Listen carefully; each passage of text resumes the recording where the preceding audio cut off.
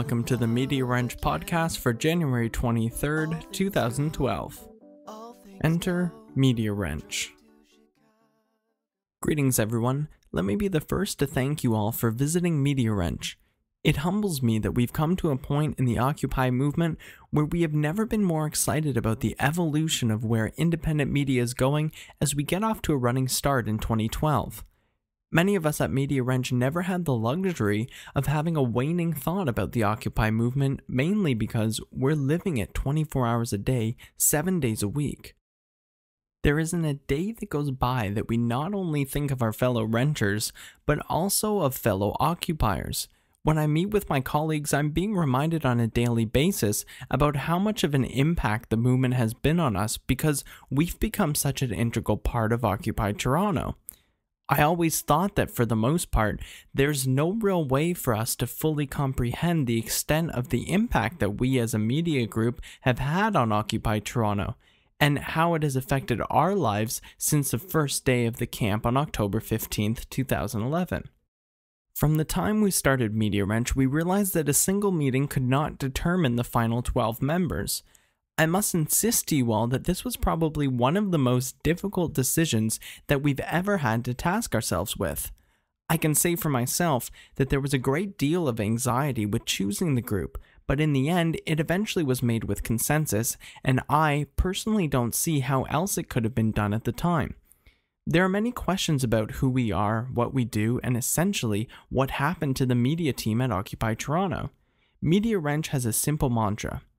We're your new neighbors, and we're here to help.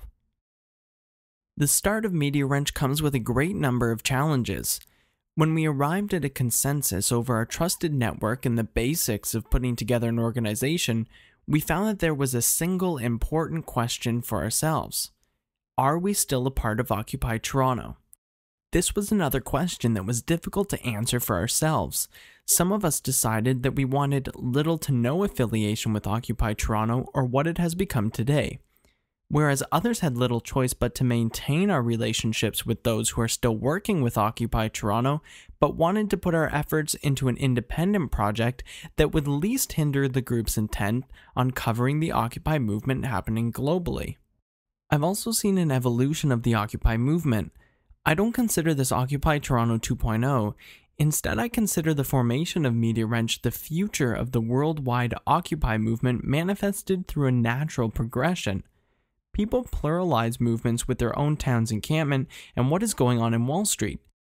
To me, those who have put a great deal of blood, sweat, and tears into our respective committees, namely media, are facilitators of Occupy Toronto, and thus we've elevated ourselves to the level of ambassadorship for the Occupy movement.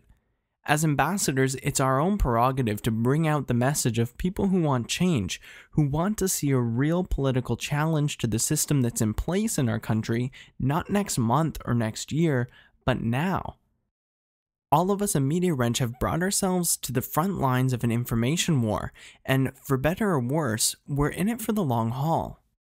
Having said that, being responsible for providing the news coming out of the Occupy movement, whether it's in Toronto or others all around the world, exercising transparency is one of our primary mandates. This is due to the nature of Occupy not having a single message to a diverse audience.